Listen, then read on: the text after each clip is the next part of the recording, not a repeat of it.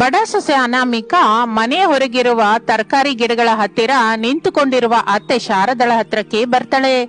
ಅತ್ತೆ, ಈ ದಿನ ಅಡಿಗೆ ಏನ್ ಮಾಡು ಅಂತೀರಾ ಎಂದು ಅನಾಮಿಕಾ ಕೇಳುತ್ತಲೇ ಶಾರದಾ ಒಂದು ಬದನೆಕಾಯಿ ತೆಗೆದು ಅನಾಮಿಕಳಿಗೆ ತೋರಿಸ್ತಾಳೆ. ಆ ಬದನೆಕಾಯಿನ ಅನಾಮಿಕಾ ಆಶ್ಚರ್ಯದಿಂದ ನೋಡ್ತಾ ಇರ್ತಾಳೆ. ಈ ಒಂದು ಬದನೆಕಾಯಿ ಜೊತೆ ಏನ್ ಮಾಡು ಅಂತೀರಾ ಅತ್ತೆ? ಬದನೆಕಾಯಿ ಸಾರ್ ಮಾಡು ಸೊಸೆ. ಹೆಸರಿಗೆ ಬಡ ಕುಟುಂಬವಾದ್ರೂ ನೋಡೋದಕ್ಕೆ ದೊಡ್ಡ ಕುಟುಂಬನೇ ಅಲ್ವಾ? ಎಲ್ಲ ಸೇರಿ 6 ಜನ ಇರ್ತೀವಿ, ಎಲ್ರೂ ತಿಂತೀವಿ. ಹೀಗೆ ದಿನಾನು ಸಾರ್ ಮಾಡಿದ್ರೆ ಹೇಗೆ ಅತ್ತೆ?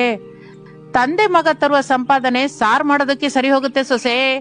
ಅವರ ಸಂಪಾದನೆ ಏನಾದ್ರೂ ಬೆಳೆದ್ರೆ ನಮ್ಗೆ ಒಳ್ಳೆ ದಿನ ಬರುತ್ತೆ, ನಾವು ಹೊತ್ತಿಗೊಂದು ಅಡಿಗೆ ತಿನ್ಬೋದು. ಅದಲ್ಲ ಅತ್ತೆ, ಮಾವಯ್ಯ ಅವರು ಕೆಲ್ಸಕ್ಕೆ ಹೊರಟೋಗ್ತಾರೆ, ಹಗಲೆಲ್ಲ ಕೆಲ್ಸ ಮಾಡ್ತಾರೆ. ಸ್ವಲ್ಪ ಬಲವಾದ್ರೂ ಇರ್ಬೇಕಲ್ಲ ಅತ್ತೆ. ಆ ಬಲ ಬರ್ಬೇಕು ಅಂದ್ರೆ ನಾವು ಅವರಿಗೆ ಒಳ್ಳೆ ಅನ್ನ ಅಡಿಗೆ ಹಾಕ್ಬೇಕಲ್ಲ. ಹಾಕ್ಬೇಕು ಅಂತ ನನಗೂ ಇದೆ ಕಣೆ, ಆದ್ರೆ ಅದಕ್ಕೆ ಸರಿ ಹೊಂದುವಂತ ಸಂಪಾದನೆ ಕೂಡ ಇರ್ಬೇಕಲ್ಲ. ಆಗ ನಾವು 4 ಕೂತ್ಕೊಂಡು ತಿಂತಾ ಇದೀವಿ. ಇಂಥದ್ರಲ್ಲಿ ನಾವು ಅವರಿಗೆ ಹೇಗೆ ಬಲವಾದ ಅನ್ನ ಹಾಕ್ತೀವಿ? ನೀನೇ ಹೇಳು. ಅದಕ್ಕೆ ಅಲ್ವಾ ಅತ್ತೆ ನಾನು ಹಾಗೆ ಹೋಗಿ ಏನೋ ಒಂದು ಕೆಲಸ ನೋಡ್ಕೋತೀನಿ ಅಂತ ಹೇಳ್ತಾ ಇದ್ದೀನಿ.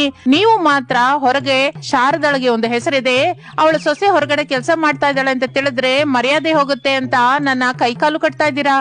ಇನ್ನು ಸರಿ, ಬಾಯಲ್ಲಿ ಬಟ್ಟೆ ಕೂಡ ಇಡ್ತಾ ಇದ್ದೀನಿ ಅಂತ ಗಟ್ಟಿಯಾಗಿ ಅನ್ಬೇಡ್ವೆ, ಗೋಡೆಗಳಿಗೆ ಕಿವಿ ಇರುತ್ತೆ. ಹೀಗೆ ಹಾಗೆ ಈ ಮಾತುಗಳು ಪೊಲೀಸರಿಗೆ ಹೋಯ್ತು ಅಂತ ಗೃಹ ಹಿಂಸೆ ಕೆಳಗೆ ಕೇಸ್ ಹಾಕ್ತಾರೆ.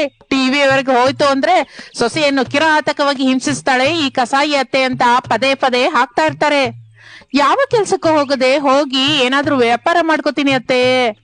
ಯಾವ ವ್ಯಾಪಾರ ಮಾಡ್ತೀಯಾ ಮೊದ್ಲು ನಂಗೆ ಹೇಳು. ಅದು ನೀನು ಮಾಡ್ತೀಯೋ ಇಲ್ವೋ ಅಂತ ನಾನ್ ಹೇಳ್ತೀನಿ. ಅದ್ರಲ್ಲಿ ನೀನು ಗೆಲ್ತೀಯೋ ಇಲ್ವೋ ಅಂತ ಕೂಡ ನಾನೇ ಹೇಳ್ತೀನಿ. ಮನೆಯಲ್ಲಿ ಅಡಿಗೆ ಚೆನ್ನಾಗಿರುತ್ತೆ ಅಂತ ನೀವೆಲ್ರೂ ಎಷ್ಟೋ ಮೆಚ್ಕೋತಿರಲ್ವಾ, ಅದಕ್ಕೆ ಒಳ್ಳೆ ಸೆಂಟರ್ ನೋಡ್ಕೊಂಡು ಏನಾದ್ರೂ ಮೀಲ್ಸ್ ಅಂಗಡಿ ಅಂತದ್ದು ಇಡೋಣ ಅಂತ ಅನ್ಕೋತಿದ್ದೀನಿ ಅತ್ತೆ ಎಂದು ಅನಾಮಿಕಾ ಅನ್ನುತ್ತಿರುವಾಗ ಶಾರದಾ ವ್ಯಂಗ್ಯವಾಗಿ ಹೀಗೆ ಉತ್ತರ ಕೊಡ್ತಾಳೆ. ಬದ್ನೆಕಾಯಿ ಜೊತೆ ಬದ್ನೆಕಾಯಿ ರಸ ಮಾಡೋಕೆ ಬರೋದಿಲ್ಲ ಹೊರತು ಊಟದ ಅಂಗಡಿ ಇಡ್ತಾಳಂತೆ ಎಂದು ಅನ್ನುತ್ತಾಳೆ. ಆಗ ಅನಾಮಿಕಳ ಫ್ರೆಂಡ್ ಮಾಧವಿ ಮನೆಗೆ ಬರ್ತಾ ಇರ್ತಾಳೆ. ಓಹೋ, ಅತ್ತೆ ಸೊಸೆಯರು ತರಕಾರಿ ಗಿಡಗಳ ಹತ್ರ ಇದ್ದೀರಾ ಎನ್ನುತ್ತಾ ಅನಾಮಿಕಳಿಗೆ ಕಾಣಿಸುತ್ತಾಳೆ ಮಾಧವಿ. ಅಷ್ಟೇ, ಅನಾಮಿಕಾ ಒಂದು ಕ್ಷಣ ಗಾಬರಿ ಆಗ್ತಾಳೆ. ತನ್ನಲ್ಲಿ ತಾನು ಹೀಗ ಅನ್ಕೋತಾಳೆ, ಈ ಮಾಧವಿ ಈಗ್ಲೇ ಬರ್ಬೇಕಾ? ಈಗ ಅತ್ತೆ ಮುಂದೆ ದುಡ್ಡು ಕೊಟ್ಲು ಅಂದ್ರೆ ನಾನು ಬುಕ್ ಆಗೋಗ್ತೀನಿ. ಆದ್ರೆ ಅತ್ತೆ ಮುಂದೆ ದುಡ್ಡು ಕೊಡ್ಬಾರ್ದು ಅಂತ ಹೇಳಿದ ಮಾತು ಇವಳಿಗೆ ನಿಜಕ್ಕೂ ನೆನ್ಪಿದೆಯೋ ಇಲ್ವೋ ಎಂದು ಅಂದುಕೊಳ್ಳುತ್ತಾ ಇರುವಾಗ ಅನಾಮಿಕಳ ಹತ್ತಿರಕ್ಕೆ ಬಂದ ಮಾಧವಿಗೆ ಶಾರದಾ ಕಾಣಿಸುತ್ತಾಳೆ. ಅಮ್ಮೋ, ಅನಾಮಿಕಳ ಜೊತೆ ಅವಳ ಅತ್ತೆ ಶಾರದಾ ಕೂಡ ಇದ್ದಾಳೆ. ಈ ದುಡ್ಡನ್ನ ಅವ್ರಿಗೆ ಕಾಣಿಸಿದ ಹಾಗೆ ಎತ್ತಿಟ್ಕೋಬೇಕು. ಯಾಕೆ ಬಂದೆ ಅಂತಂದ್ರೆ ಏನೋ ಒಂದು ಹೇಳೋಣ ಎಂದು ಅಂದುಕೊಳ್ಳುತ್ತಾ ಇರುವಾಗ ಶಾರದಾ ಅವಳನ್ನು ಗಮನಿಸಿ, ಏನೇ ಮಾಧವಿ ಹೀಗ್ ಬಂದೆ? ಏನೂ ಇಲ್ಲ ಅತ್ತೆ, ಟೌನ್ ಅಲ್ಲಿ ಬರ್ಗರ್ ಅಂಗಡಿ ಇಟ್ಕೊಂಡು ಮಾರ್ಕೋತಾ ಇದ್ದೀನಲ್ವಾ. ಹೌದೇ? ಆ ಬಾಯಿಂದ ಈ ಬಾಯಿಂದ ಈ ಮಾತನ್ನ ನಾನು ಕೇಳಿದೆ ಹೊರತು ಅದು ಹೇಗಿದೆ ನಿನ್ನ ಬರ್ಗರ್ ವ್ಯಾಪಾರ? ಪರವಾಗಿಲ್ಲ ಅತ್ತೆ, ಇದುವರೆಗೂ ಚೆನ್ನಾಗಿದೆ. ಸಂತೋಷ. ಮತ್ತೆ ಈಗ ಏನಕ್ಕೆ ಬಂದ ಹಾಗೆ? ಟೌನ್ಗೆ ಹೋಗ್ತಾ ಇದ್ರೆ ನೀವು ಅತ್ತೆ ಸೊಸೆಯರು ಕಾಣಿಸಿದ್ರಿ, ಒಂದ್ಸಲ ನಿಮಗೆ ಕಾಣಿಸಿ ಹೋಗೋಣ ಅಂತ ಹೀಗೆ ಬಂದೆ ಅತ್ತೆ. ಕಾಣಿಸಿದ್ಯಲ್ಲ, ಮತ್ತೆ ಹೋಗು ಎಂದು ಶಾರದಾ ಹೇಳುತ್ತಲೇ ಮಾಧವಿ ಏನು ಮಾತನಾಡದೆ ಅಲ್ಲಿಂದ ಹೊರಟು ಹೋಗುತ್ತಾಳೆ. ಅನಾಮಿಕಾ ಉಸಿರೆಳೆದುಕೊಳ್ಳುತ್ತಾಳೆ. ಸೊಸೆ, ಒಂದು ಬದನೆಕಾಯಿ ಜೊತೆ ಬದನೆಕಾಯಿ ರಸ ಹೇಗ್ ಮಾಡ್ಬೇಕು ಅಂತ ನಾನ್ ಹೇಳ್ತೀನಿ ಬಾ ಎಂದು ಹೇಳಿ ಅನಾಮಿಕಳನ್ನು ಕರೆದುಕೊಂಡು ಅಲ್ಲಿಂದ ಒಳಗಡೆಗೆ ಹೊರಟು ಹೋಗುತ್ತಾಳೆ. ಸಮಯ ಹಾಗೆ ಕಳೆದು ಹೋಗುತ್ತಾ ಇರುತ್ತದೆ. ಶಾರದಾ ಹೇಳಿದ ಹಾಗೆ ಕಿಚನ್ ಒಳಗೆ ಸೊಸೆ ಅನಾಮಿಕಾ ಬದನೆಕಾಯಿ ರಸ ಮಾಡ್ತಾಳೆ. ತನ್ನ ಗಂಡ ರಮೇಶನಿಗೆ ಮಾವಯ್ಯ ಪ್ರಸಾದನಿಗೆ ಲಂಚ್ ಬಾಕ್ಸ್ ಗಳನ್ನು ಹಿಡಿದುಕೊಂಡು ಮನೆಯಿಂದ ಹೊರಟ ಅನಾಮಿಕಾ ಟೌನ್ ನಲ್ಲಿ ಒಂದು ಕಡೆ ಬರ್ಗರ್ ಅಂಗಡಿ ಇಟ್ಟುಕೊಂಡ ಮಾಧವಿ ಹತ್ರ ಬರ್ತಾಳೆ. ಬಂದ್ಯಾ ಅನಾಮಿಕಾ? ಬಂದೆ ಕಣೆ, ಹೊರತು ನಿಂಗೆ ಮನೆ ಹತ್ರ ಬರ್ಬೇಡ ಅಂತ ಎಷ್ಟು ಸಲ ಹೇಳಿರ್ಲಿಲ್ವಾ? ನಿನ್ ಕಷ್ಟ ನಿಂದು, ನನ್ ಕಷ್ಟ ನಂದು. ನಿನ್ ಕಷ್ಟಕ್ಕೆ ಕಾರಣ ನಿನ್ನ ಅತ್ತೆ ಆದ್ರೆ ನನ್ ಕಷ್ಟಕ್ಕೆ ಕಾರಣ ನನ್ನ ಹೆಂಡ ಕುಡುಕ ಗಂಡ. ನೀನು ಬರ್ಗರ್ ಅಂಗಡಿ ಇಟ್ಕೊಳ್ಳೋದಕ್ಕೆ ನಾನು ದುಡ್ಡು ಸಾಲ ಕೊಟ್ಟಿದ್ದೀನಿ ಅಂತ ನಮ್ಮ ಅತ್ತೆಗೆ ಗೊತ್ತಿಲ್ವೇ? ತಿಳಿದ್ರೆ ನನ್ ಪ್ರಾಣ ತೆಗಿತಾಳೆ. ಲಾಭ ಬಂದ ದುಡ್ಡನ್ನ ಮನೆಯಲ್ಲಿ ಇಟ್ಕೊಂಡ್ರೆ ನನ್ನ ಹೆಂಡ ಕುಡುಕ ಗಂಡ ನೋಡಿದ್ರೆ ಇದೆಯಾ, ನನ್ನ ಚೆನ್ನಾಗಿ ಹೊಡೆದು ದುಡ್ಡೆಲ್ಲ ತಗೊಂಡು ಹೋಗಿ ಕುಡಿತಾನೆ. ಸರಿ ಕಣೆ, ಈಗ ದುಡ್ಡು ನಿನ್ನ ಹತ್ರ ಇದೆಯಾ? ಏನಾದ್ರೂ ಮನೆಯಲ್ಲಿ ಇಟ್ಟು ಬಂದ್ಯಾ? ನನ್ ಜೊತೆಗೆ ತಗೊಂಡ್ಬಂದೆ ಅನಾಮಿಕಾ, ಅಂದ್ರೆ ಕೊಟ್ಬಿಡು ಎಂದು ಅನಾಮಿಕಾ ಹೇಳುತ್ತಲೇ ಇನ್ನು ಮಾಧವಿಯ ದುಡ್ಡು ತೆಗೆದು ಅನಾಮಿಕಳಿಗೆ ಕೊಡುತ್ತಾಳೆ. ಅನಾಮಿಕಾ ದುಡ್ಡನ್ನು ತೆಗೆದುಕೊಂಡು, ಮಾಧವಿ, ಮಕ್ಕಳನ್ನ ಕರ್ಕೊಂಡು ಹೋಗಿ ಬರ್ತೀನಲ್ಲ, ಆಗ ನಿನ್ ಜೊತೆ ಮಾತಾಡ್ತೀನಿ ಎಂದು ಅಲ್ಲಿಂದ ಹೊರಟು ಒಂದು ಕರಿ ಪಾಯಿಂಟ್ ಹತ್ರಕ್ಕೆ ಹೋಗ್ತಾಳೆ. ಅಲ್ಲಿ ಚಿಕನ್ ಕರಿ ತಗೋತಾಳೆ. ಇನ್ನು ಅದೇ ಟೌನ್ ನಲ್ಲಿ ಒಂದು ಕಡೆ ಇರುವ ಮೆಕ್ಯಾನಿಕ್ ಶಾಪ್ ಹತ್ರ ಬರ್ತಾಳೆ ಅನಾಮಿಕಾ. ಮಾವಯ್ಯ, ನಿಮ್ಗೂ ಅವ್ರಿಗೂ ಲಂಚ್ ಬಾಕ್ಸ್ ತಗೊಂಡ್ಬಂದಿದ್ದೀನಿ. ಈ ದಿನ ಏನ್ ಸಾರು ಮಾಡದೆ ಸೊಸೆ ಎಂದು ಪ್ರಸಾದ್ ಕೇಳುತ್ತಲೇ ಅನಾಮಿಕಾ ಸ್ವಲ್ಪ ತಡವರಿಸುತ್ತಾ, ಬದ್ನೆಕಾಯಿ ಸಾರು ಮಾಡ್ದೆ ಮಾವಯ್ಯ. ಬದುಕಿ ಹೋದೆ.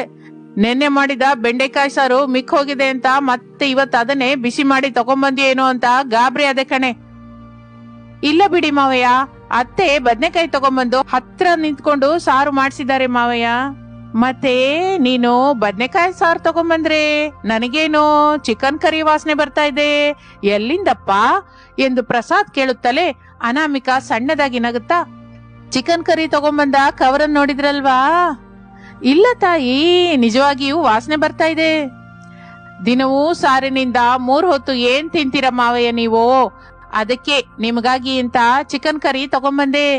ನೀವಿಬ್ಬರು ಹೊಟ್ಟೆ ತುಂಬಾ ತಿಂದ್ಬಿಡಿ ಎಂದು ಹೇಳುತ್ತಾ ಇರುವಾಗ ರಮೇಶ್ ಆಗಲೇ ಅವ್ರ ಹತ್ರಕ್ಕೆ ಬರ್ತಾನೆ. ಅನಾಮಿಕಾ ಹೇಳಿದ್ದೆಲ್ಲ ಕೇಳ್ತಾನೆ. ಅದು ಸರಿ ಅನಾಮಿಕಾ, ನಿನ್ನ ಹತ್ರ ದುಡ್ಡೆಲ್ಲಿಂದು? ಅವಾಗವಾಗ ನಮ್ಮ ಅಮ್ಮ ಅವರು ನನಗಾಗಿ ಮಕ್ಕಳಿಗಾಗಿ ಕೊಟ್ಟ ದುಡ್ಡನ್ನ ಖರ್ಚು ಮಾಡದೆ ಉಳಿತಾಯ ಮಾಡದೆ 10,000 ರೂಪಾಯಿ ಆಗಿತ್ತು. ಆ ದುಡ್ಡನ್ನ ಮಾಧವಿಗೆ ಕೊಟ್ಟೆ ಅಲ್ಲ, ಬರ್ಗರ್ ಅಂಗಡಿ ಇಟ್ಕೋತೀನಿ ಅಂತ ನಿಮ್ಗೆ ಹೇಳಿದ್ಲು ಅಲ್ವಾ? ಹಾ, ನೆನ್ಪಿಗೆ ಬಂತು ಅನಾಮಿಕಾ, ನಾನು ಮರ್ತೋದೆ ಬಿಟ್ಟು. ಅಮ್ಮ ಸೊಸೆ, ನಿನ್ ಹತ್ರ ಇರೋ ದುಡ್ಡಿನಿಂದ ನೀನು ಕೂಡ ಒಂದು ಬರ್ಗರ್ ಅಂಗಡಿಯನ್ನು ಇಟ್ಕೋಬಹುದಲ್ಲ.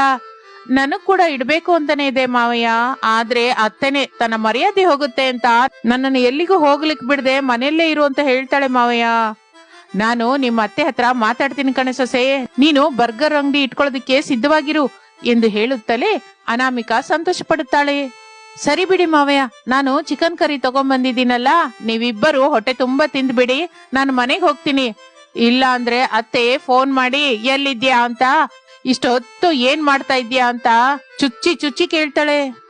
ಸರಿ ಅನಾಮಿಕಾ, ನೀನ್ ಹೋಗು, ಸಾಯಂಕಾಲ ಮಕ್ಕಳನ್ ಕೂಡ ಕರ್ಕೊಂಡು ಹೋಗು. ಸರಿ ಕಣ್ರಿ ಎಂದು ಹೇಳಿ ಅನಾಮಿಕಾ ಅಲ್ಲಿಂದ ಹೊರಟು ಹೋಗುತ್ತಾಳೆ. ಹಾಗೆ ದಿನಗಳು ಕಳೆಯುತ್ತಾ ಇರುತ್ತದೆ. ಒಂದು ದಿನ ಪ್ರಸಾದ್ ತಂದೆ ಮಕ್ಕಳ ಸಂಬಳದ ದುಡ್ಡು ಅಂತ ಬಹಳ ಕಡಿಮೆ ದುಡ್ಡು ಕೊಡ್ತಾನೆ.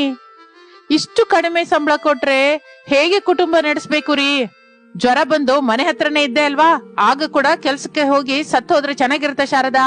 ಅಯ್ಯೋ ಅದೇನ್ ಮಾತು ರೀ, ಮತ್ತೆ ಇಲ್ಲ ಅಂದ್ರೆ ಏನು? ಇಬ್ಬರ ಮೇಲೆ ಇಷ್ಟು ದೊಡ್ಡ ಸಂಸಾರ ಹೇಗೆ ನಡಿಬೇಕು? ನಿನಗೂ ಸೊಸೆಗೆ ಕೈಕಾಲು ಚೆನ್ನಾಗೇ ಇದೆಯಲ್ಲ.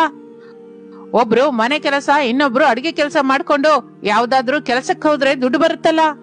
ಕೆಲ್ಸ ಮಾಡೋದು ಕಷ್ಟವಾಗಿದ್ರೆ ಏನಮ್ಮ ಸೊಸೆ, ನಿನ್ನ ಫ್ರೆಂಡ್ ಮಾಧವಿ ಮಾಡ್ತಾ ಇರೋ ಹಾಗೆ ಯಾವ್ದೋ ಬರ್ಗರ್ ವ್ಯಾಪಾರನೋ ಪಿಜ್ಜಾ ವ್ಯಾಪಾರನೋ ನೀನು ಕೂಡ ಇಟ್ಕೋಬಹುದಲ್ಲ ಎಂದು ಹೇಳುತ್ತಿದ್ದ ಹಾಗೆ ಅನಾಮಿಕಾ ಭಯಪಡುವ ಹಾಗೆ ಹೀಗನ್ನುತ್ತಾಳೆ. ಅದು ಮಾವಯ್ಯ ಮಾರ್ಕೋಬಹುದು, ಆದ್ರೆ ಅತ್ತೆ ಎಂದು ಅನ್ನುತ್ತಾ ಇದ್ದರೆ ಇನ್ನು ಮಾತಿನ ಮಧ್ಯದಲ್ಲಿ ಶಾರದ ಸೇರ್ಕೊಂಡು ಹೀಗಂತಾಳೆ.